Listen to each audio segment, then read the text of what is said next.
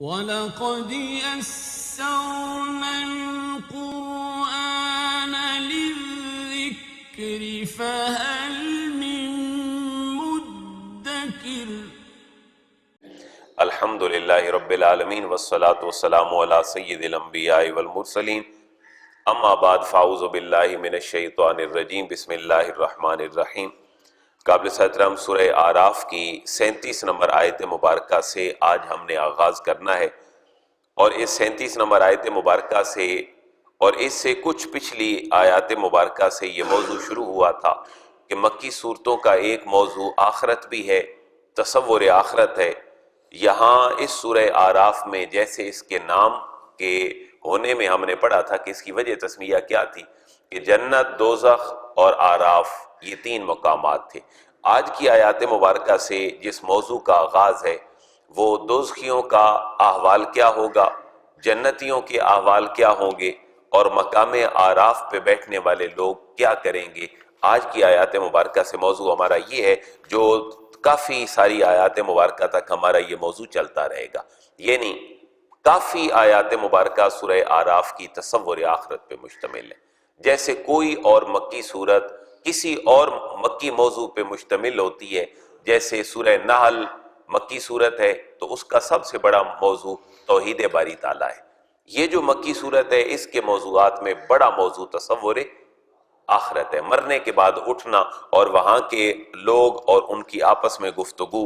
فمن اظلم ممن افترى علی اللہ کذبا او کذب بآیاتہ اولئک ینالہم نصیبہم من الکتاب حتی اذا جاءتہم رسلنا یتوفونہم قالوا این ما کنتم تدعون من دون اللہ قالوا دلوا عنا وشہدوا علی انفسہم انہم کانوا کافرین۔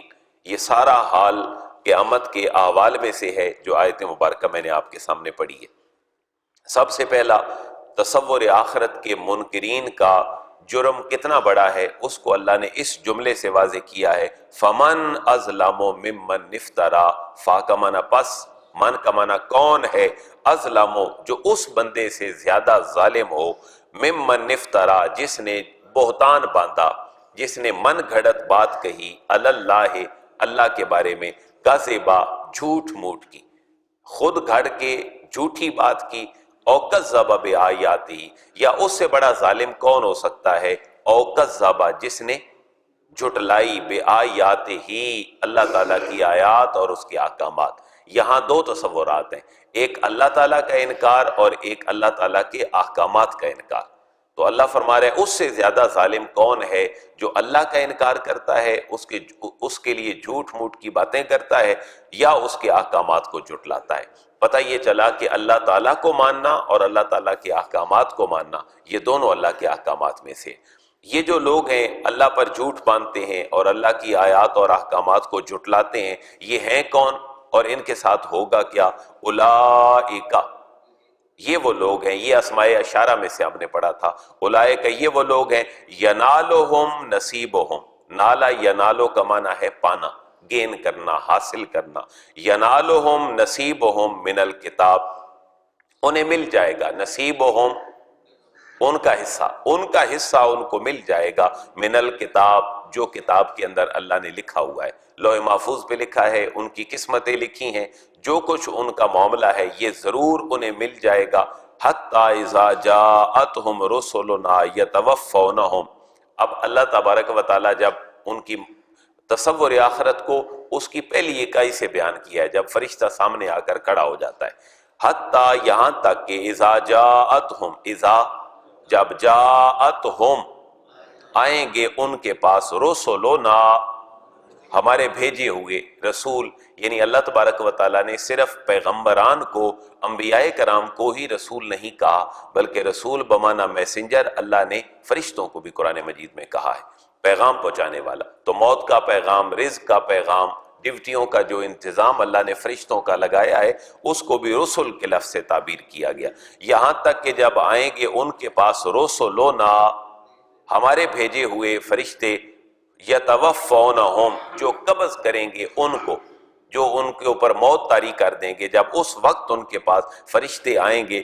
قالو تو کہیں گے این ما کنتم تدعون من دون اللہ، این کہاں ہیں، ما کنتم تدعون جن کو تم پکارا کرتے تھے، کنتم اور تدعون یہ وہی ہمارا ٹینس ہے جس کے بارے میں ہم نے پرفیکٹ کنٹینیو پڑھا تھا، کنتم بھی تبدیل ہوا، تدعون بھی تبدیل ہوا، اینا کہاں ہیں، ما کنتم تدعون جن کو تم پکارا کرتے تھے، جن کی تم عبادت کیا کرتے تھے، من دون اللہ اللہ تبارک و تعالیٰ کے علاوہ، دعا یدعو کا معنی ہے بلانا، اور مفسرین نے یہاں پر امام قرطبی نے اور دوسرے مفسرین نے اس کا معنی یہ کیا ہے کہ وَمَانَ تَدْعُونَ تَعْبُدُونَ، تدعون کا یہاں معنی ہے تعبدون عبادت کرنا، کہ وہ کہاں ہیں جن کی تم عبادت کیا کرتے تھے ہمیں چھوڑ کر، قالو اب وہ جواب دیں گے جنہوں نے اللہ اور اس کے احکامات کو جھٹلایا، دلو انا، دلو وہ گم ہو گئے، انا ہم سے، وہ ہم سے تو گم ہو گئے جن کی ہم عبادت کیا کرتے تھے،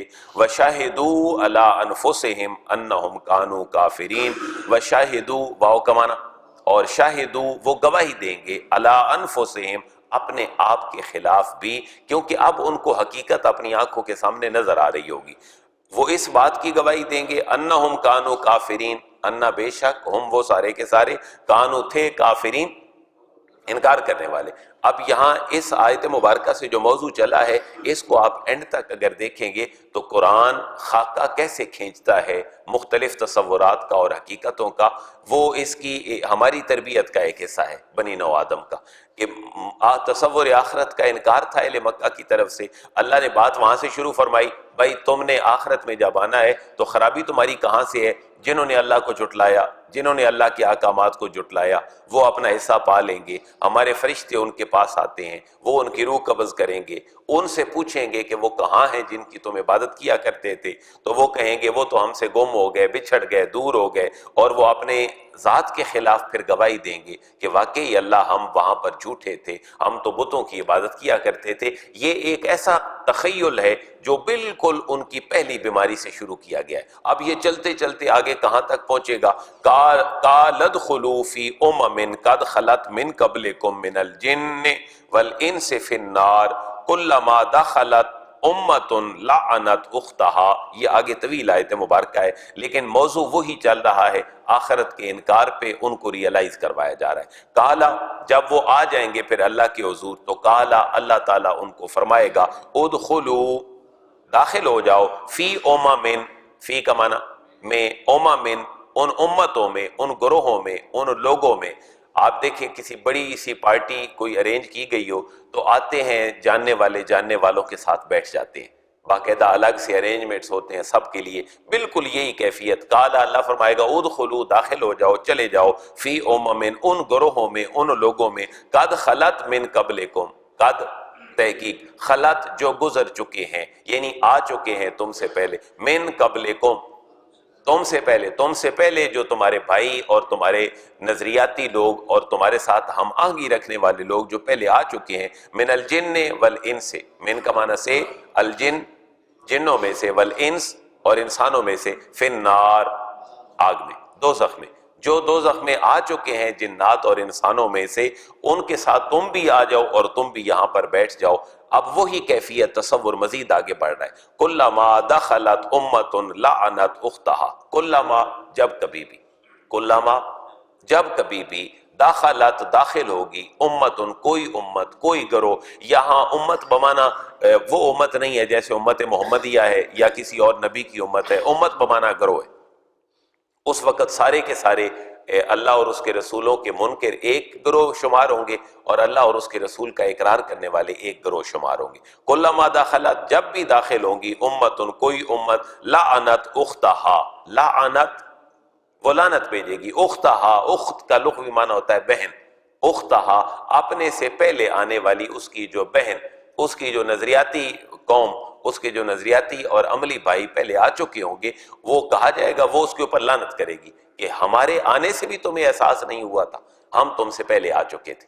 جیسے کچھ روایات ایسی منقول ہیں، ان کی اتھینٹسٹی تو میں بیان نہیں کر سکتا، کہ روحیں انسان کی جب انسان چلا جاتا ہے تو وہ گھر میں آتی ہیں، وہ دیکھتی ہیں کہ انسان برے اعمال میں مبتلا ہے، اور اللہ تعالیٰ کا نافرمان ہے اور اس کے نبی کا وہ منکر ہے تو وہ واویلا کرتی ہیں، اور واویلا کر کے یہ جاتی ہیں واپس کہ میں چلی گئی، میرے جانے کے بعد بھی تمہیں خیال نہ آیا، میں جن احوال کے اندر مبتلا ہوں کیا تم نے اس سے سبق نہیں سیکھا؟ یہ دنیا پرمنٹ نہیں ہے، یہ دنیا بڑی عارضی ہے، میں چلی گئی تم سے پہلے، کیا تمہیں اس بات کا احساس نہیں ہے؟ تو یہ جو اچھی روحیں آتی ہیں وہ اچھی روحیں پھر برکت کا باعث بنتی ہیں، وہ پھر ایک اچھا لیسن اور اچھا سبق دے کے جاتی ہیں۔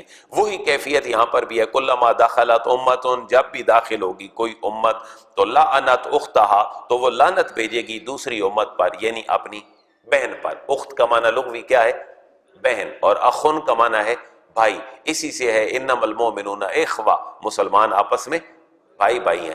آپ سمجھنے کے لیے کہہ سکتے ہیں جیسے وہ ہم کہتے ہیں نا مجھا مجھا دیاں بہنا، اختہا، یہ وہ قرآن کا ایک سینس ہے محاورے کا کہ لعنت اختہا، وہ جب ان سے ملنے والے لوگ ان جیسے آئیں گے تو وہ ایک دوسرے کے اوپر لعنت کریں گے کہ تمہیں خیال ہمارے بعد بھی نہیں آیا تھا۔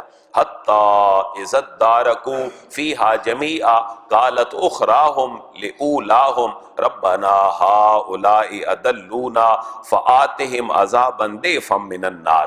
اب وہاں پر مکر جائیں گے لوگ۔ مکرنے والے کون ہوں گے؟ کہ جن بتوں کی عبادت کی گئی وہ کہیں گے بھئی ہم نے کون سا کہا تھا کہ ہمارے آگے سر جھکاؤ، لیکن جو ان کی پوجا کیا کرتے تھے دنیا میں وہ کہیں گے جی ہم تو انہیں بڑا سمجھتے تھے۔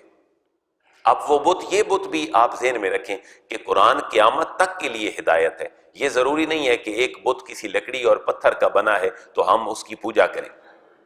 یہ بت ہماری خواہشات کے بھی ہو سکتے ہیں، یہ بت ہمارے اپنے نظریاتی بھی ہو سکتے ہیں، وہ بت ایسے ہو سکتے ہیں کہ جن ہماری اناؤں نے ہماری رشتہ داریاں توڑ دیں، رشتہ داروں سے ہمیں دور کر دیا، ہم ایک دوسرے سے ناراض ہو گئے، وجہ کیا بنی؟ بھئی اس نے ہمیں نہیں بلایا تھا، ہم اس کے پاس کیوں جائیں؟ یہ جو خواہشات کے بت ہیں اللہ کے احکامات کو توڑواتے ہیں ہم سے، یہ بھی قیامت والے دن کہیں گے بھئی انہیں کس نے کہا تھا کہ ہمیں یوٹیلائز کرو؟ تم خیر کا جذبہ اپنے اندر رکھ لیتے، تمہیں کینہ اور بغض کا کس نے کہا تھا؟ تم محبت کے جذبات اندر رکھ دیتے۔ اسی لیے جملہ یہ بھی بولا جاتا ہے کہ انسان کی جو بت پرستی ہے، انسان کبھی خواہشات کا پجاری بھی ہوتا ہے۔ یہ یہاں پر اس سینس کو بھی ہم مراد لیں کہ حتی اذا ادارکوا فیہا جمیعا، حتی یہاں تک کہ اذا جب ادارکوا جمع ہو جائیں گے، فیہا اس میں، جمیعا سارے کے سارے، جب سارے کے سارے وہاں اپنے اپنے مقامات پر جمع ہو جائیں گے تو قالت اخراہم لأولاہم، قالت کہے گی، اخراہم وہ جو دوسری امت تھی، دوسرا گروہ تھا، لأولاہم پہلوں کو، وہ جو بعد میں آنے والے ہیں ان کو کہیں گی کہ غلطی کس کی تھی، پہلے والوں کی دوسرے والوں کی، یا ہم دونوں کے علاوہ ان کی جن کی ہم پوجا کرتے رہے، تو کہیں گے کیا؟ ربنا ہؤلاء اضلونا، وہ اللہ کے دوسروں کو کہیں گے ربنا اے ہمارے رب، ہؤلاء اضلونا یہ ہیں وہ، اضلونا جنہوں نے ہمیں گمراہ کیا تھا، یہ ہیں وہ جنہوں نے ہمیں گمراہ کیا تھا، فآتہم عذابا ضعفا من النار، فا کا معنی بس، آتہم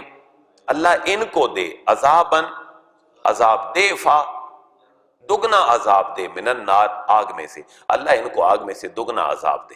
تو یہاں سے یہ بھی مراد ہے کہ ایک بچہ اگر قیامت والے دن اس سے پوچھا جائے گا، جو بچہ اپنی جوانی یا کسی بڑی عمر میں دنیا سے چلا گیا ہوگا، اور اس سے پوچھا جائے گا کہ تم نے نیکی کے کام کیوں نہیں کیے، اگر اس نے یہ کہہ دیا کہ میرے باپ نے ہی مجھے تعلیم نہیں دی تھی، میں قرآن کہاں سے پڑھتا، میرے باپ نے مجھے نہیں بتایا، میں اللہ رسول کے احکامات اور تابعداری کہاں سے بجا لاتا، میرے بڑوں نے تو مجھے بتایا ہی نہیں۔ اب وہاں پر یہ بھی کہا جائے گا ربنا اے ہمارے رب، ہؤلاء اضلونا یہ ہیں وہ لوگ جنہوں نے ہمیں گمراہ کیا۔ وہاں پھر وہ سارے پیڈ لوگ بیٹھے ہوں گے، میڈیا سے لے کر سیاست تک، جو انسان سے انسانیت چھیننے کے لیے آج معاشرے میں بیٹھے ہیں۔ اللہ یہ ہیں وہ لوگ جنہوں نے ہمیں گمراہ کیا تھا، ان کو دگنا آگ کا عذاب دے۔ قال اللہ تعالیٰ فرمائے گا لِكُلٍّ ضِعْفٌ وَلَٰكِن لَّا تَعْلَمُونَ، لام کا معنی کے لیے، کل ہر ایک کے لیے، ضِعْفٌ دگنا عذاب ہے۔ اللہ فرمائے گا تم سفارشیں نہ کرو ایک دوسرے کی، تم میں سے ہر ایک کے لیے دوہرا عذاب ہے، وَلَٰكِن لَّا تَعْلَمُونَ لیکن تمہیں اس بات کا احساس نہیں ہو رہا، تمہیں اس بات کا احساس نہیں ہو رہا، تم جانتے نہیں ہو عذاب تمہیں دگنا ہے۔ اب دوسرا گروہ جواب کیا دے گا؟ وَقَالَتْ أُولَاهُمْ لِأُخْرَاهُمْ فَمَا كَانَ لَكُمْ عَلَيْنَا مِنْ فَضْلٍ فَذُوقُوا الْعَذَابَ بِمَا كُنْتُمْ تَكْسِبُونَ۔ وَقَالَتْ واو کا معنی، اور قالت کہے گی، اولاہم ان سے پہلے والے گروہ، ان سے پہلے والی امتیں، لِأُخْرَاهُمْ اپنی پچھلی امتوں سے، بعد میں آنے والی امتوں سے، گروہوں سے، فَمَا كَانَ لَكُمْ عَلَيْنَا مِنْ فَضْلٍ، فا کا معنی پس، ما کانا نہیں ہے، لکم تمہارے لیے، علینا ہمارے اوپر، من فضل کوئی فضیلت، ہمارے اوپر تمہیں کوئی فضیلت حاصل نہیں ہے، جس گندگی میں ہم مبتلا تھے دنیا میں تم بھی اسی گندگی میں مبتلا ہو۔ اب ہوگا کیا کہ ڈیبیٹ نہ کرو، فذوقوا العذاب بما کنتم تکسبون، فا کا معنی پس، ذوقوا چکھو، العذاب عذاب، کیوں؟ بما کنتم تکسبون، با کا معنی بدلہ، واسطے، ما کنتم تکسبون جو کچھ تم کیا کرتے تھے، جو کچھ تم کمایا کرتے تھے، جہاں پر تم نے اپنی صلاحیتیں صرف کی تھیں۔ وہ بڑی مشہور حدیث مبارکہ ہے کہ ابن آدم کے قدم آگے نہیں چل سکیں گے جب تک کہ اس سے چند سوالات نہ پوچھ لیے جائیں۔ پہلا سوال، اللہ نے تمہیں عمر دی، اس عمر کو تم نے فنا کن کاموں میں کیا؟ اللہ نے تجھے جوانی دی، تم نے اپنی جوانی کن کاموں میں بڑھاپے میں ڈال دی؟ اللہ نے تجھے مال دیا، مال تم نے کمایا کہاں سے تھا؟ مال تم نے آگے بھیجا کہاں سے تھا؟ یہ وہ 3 اور 5 کا نصاب ہے جو قبر میں 3 سوال ہے اور وہاں پل صراط پر 5 سوال ہے۔ انہی 5 سوالوں میں میری اور آپ کی صلاحیتوں کی بھی اللہ کے حضور جواب دہی ہونی ہے۔ تمہیں اللہ تعالیٰ نے اپنی زندگیاں دیں، جوانیاں دیں، مال دیے، صلاحیتیں دیں، یہ تم نے کہاں پر خرچ کر دی؟ اپنی جوانی اتنی باصلاحیت تم نے کہاں پر صرف کر دی؟ یہ وہی بات ہے، فذوقوا العذاب بما کنتم تکسبون، پس چکھو عذاب بوجہ اس کے کنتم تکسبون، جو کچھ تم کیا کرتے تھے، جو کچھ تمہاری کمائیاں ہیں آج ان کو تم دیکھو۔ ان الذین کذبوا بآیاتنا واستکبروا عنہا لا تفتح لهم ابواب السماء ولا يدخلون الجنہ حتی یلج الجمل فی سم الخیاط وکذالک نجزی المجرمین۔ قرآن اپنے اندر مثالیں بھی بیان کرتا ہے، قرآن اپنے اندر ایڈیم اینڈ فریزل ورب بھی بیان کرتا ہے۔ یہ ذرا مثال دیکھیے گا، اللہ فرما رہے جو میری آیات کو جھٹلاتے ہیں، میرے منکر ہیں، وہ جنت میں جا ہی نہیں سکتے۔ بھائی کیسے نہیں جا سکتے؟ اللہ فرما رہا ہے جیسے ایک اونٹ سوئی کے ناکے سے نہیں گزر سکتا، اس کے لیے ناممکن ہے، اس لیے میرے منکروں کا جنت میں جانا ان کے لیے ممکن ہی نہیں ہے۔ تو نہ سوئی کے ناکے سے کبھی اونٹ گزرا اور نہ اللہ کے منکر کبھی جنت میں جائیں گے۔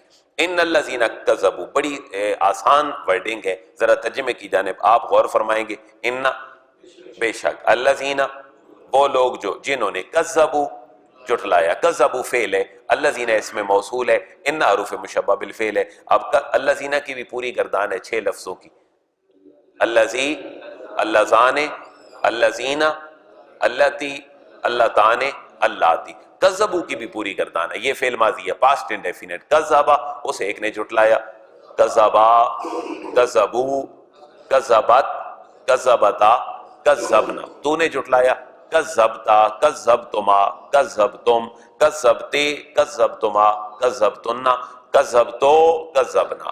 کذبوا بے شک وہ لوگ جنہوں نے جھٹلایا، بآیاتنا ہماری آیات کو، ہمارے احکامات کو، ہماری نشانیوں کو جنہوں نے جھٹلا دیا، واستکبروا اور کیا کیا؟ تکبر کیا، انہا ان سے۔ یہاں پر ایک بات بار بار چل رہی ہے سورہ اعراف میں، قصہ آدم و ابلیس سے چلی ہے کہ قصہ آدم و ابلیس میں ابلیس کے اللہ کی بارگاہ سے دھتکارے جانے کی ایک وجہ کیا تھی؟ تکبر تھا۔ تو انسان کو کبھی تکبر نہیں کرنا چاہیے، اپنی صلاحیتوں پہ، اپنے اللہ کے دیے ہوئے مال پہ، اللہ کے دیے ہوئے سٹیٹس پہ اس کو ہمیشہ اپنا سر جھکا کے رکھنا چاہیے۔ قصہ آدم و ابلیس لایا ہی اس لیے گیا کہ متکبر کا انجام کبھی بھی اچھا نہیں ہوتا، تکبر کرنے والے کا انجام ہمیشہ برا ہوتا ہے۔ وَاسْتَكْبَرُوا عَنْهَا اور تکبر کیا ان سے، جنہوں نے آیات کا انکار کیا اور تکبر کیا، ہوگا کیا؟ لا تفتح لهم ابواب السماء، لا تفتح نہیں کھولے جائیں گے، ایکٹیو نہیں بلکہ پیسو سینس ہے، لا تفتح نہ نہیں کھولے جائیں گے، لہم ان کے لیے، ابواب السماء آسمان کے دروازے۔ اب یہاں بھی بڑی ایک غور طلب بات ہے، آسمان کے دروازے کیسے کھلتے ہیں؟ جو اللہ تعالیٰ کے منکر ہوتے ہیں ان کے لیے نہیں کھلتے، دوسروں کے لیے کھلتے ہیں۔ وہ اللہ تعالیٰ نے بارش کو اور انوائرمنٹ کو اور ویدر اور موسم کو اور اس کی کنڈیشنز کو انسان کی بقا کا سبب فرمایا ہے، اس کے بغیر ہم سروائیو بھی نہیں کر سکتے۔ آپ دیکھیں چند دن سموک کی کیفیت رہی تھی، انسان بیماریوں میں مبتلا ہونے لگ گئے، دعائیں کی، ہلکی سی بارش ہوئی تو زندگی معاشرے میں دوبارہ لوٹ آئی۔ اگر بارشیں نہ ہوں زمین زرخیز نہیں ہوگی، زمین زرخیز نہیں ہوگی فصلیں نہیں ہوگیں گی، فصلیں نہیں ہوگیں گی، یہاں پر سبزہ نہیں ہوگا، انسان آکسیجن کہاں سے لے سکے گا؟ ایک اچھا جو پولوشن سے خالی ہمارا موسم ہے اور معاملہ ہے وہ ہمیں کہاں سے ملے گا؟ لہٰذا اللہ نے ساری چیزوں کی نسبت بلندی کی طرف کی، بارش کی طرف کی، اپنی جناب کی طرف کی۔ اللہ ہر جگہ پہ موجود ہے، لیکن بڑھائی کا تصور کس جگہ پہ ہے؟ بلندیوں میں۔ ہم اللہ سے جب بھی دعا کرتے ہیں تو ایک تصور یہ ہے کہ اللہ سب سے بڑا ہے، اور جو سب سے بڑا ہے وہ پھر نیچے تو نہیں ہوتا، حالانکہ اپنی قدرت کے اعتبار سے تو وہ کائنات کی ہر جگہ پہ موجود ہے، لیکن اس کا تصور کہاں ہے؟ بلندیوں کے اندر ہے۔ لا تفتح ابواب السماء، ان کے لیے جو اللہ کے منکر ہیں ان کے لیے آسمان کے دروازے نہیں کھولے جائیں گے۔ ولا يدخلون الجنہ، اور نہ داخل ہوں گے الجنت، جنت میں۔ ذرا اس مثال کی طرف اور غور فرمائیں، حتی یلج الجمل فی سم الخیاط، حتی یہاں تک کہ یلج داخل ہو جائے، الجمل اونٹ، یہاں تک کہ جب تک کہ اونٹ داخل نہ ہو یا اونٹ داخل ہو جائے، فی سم الخیاط، فی کا معنی میں، سم الخیاط سوئی کے ناکے میں، سم الخیاط سوئی کے ناکے میں جب تک اونٹ داخل نہ ہو جائے اس وقت تک یہ لوگ کبھی جنت میں نہیں جا سکتے۔ جنت میں کون کون سی چیزیں جائیں گی؟ جانور بھی جائیں گے، پرندے جائیں گے یا نہیں جائیں گے؟ تو جنت اور دوزخ کا تصور انسان کے لیے، اب اس کی آگ کو تپانے کے لیے جو تصور ہے وہ اللہ سورہ بقرہ میں فرما رہا ہے کہ پتھر بھی جو ہیں وہ اس کا ایندھن ہے، وہ ایندھن ہے، انسان بھی ان کا ایندھن ہے، لیکن جو پنشمنٹ کا تصور ہے وہ مکلف کے لیے، جس کو اللہ نے مکلف بنایا ہے، اور وہ مکلف کون ہے؟ صلاحیتیں دے کر اس کو کہا یہ تیری ڈیوٹیاں ہیں۔ جس کو مکلف بنایا ہے اس کے لیے جنت اور دوزخ کا تصور ہے۔ اب اگر ایک کافر اٹھ کے کہے جی میں جنت میں جاؤں گا یا دوزخ میں، تو پہلے اس کو تو اسلام کا کلمہ قبول کرنا چاہیے، اور جنت اور دوزخ کا تصور تو اسلام کی ورڈنگ ہے۔ یہ ورڈنگ جنت اور دوزخ کی، یہ ہندوؤں کی یا کسی اور کی ورڈنگ تو نہیں ہے جو دوسرے مذاہب ہیں۔ جنت اور دوزخ کا، پنشمنٹ کا اور ریگارڈ کا تصور صرف مسلمانوں کے ہاں ان الفاظ کے ساتھ ہے، باقی مذاہب میں جیسے مرضی ہوتا رہے۔ اور چند ایک چیزیں ایسی ہیں جو جنت میں جائیں گی، جو نسبتوں کے ساتھ کچھ احادیث مبارکہ سے اور روایات سے ثبوت ملتا ہے۔ حضرت اسماعیل علیہ السلام کی جگہ پر جو جانور ذبح ہوا تھا وہ کہا جاتا ہے کہ وہ حضرت اسماعیل کی نسبت سے اللہ اس کو جنت عطا فرمائے گا۔ اور اصحاب کہف کا جو کتا ہے نسبتوں کے ساتھ، اس کے بارے میں بھی کہا جاتا ہے کہ اس کو جنت میں بھیجا جائے گا۔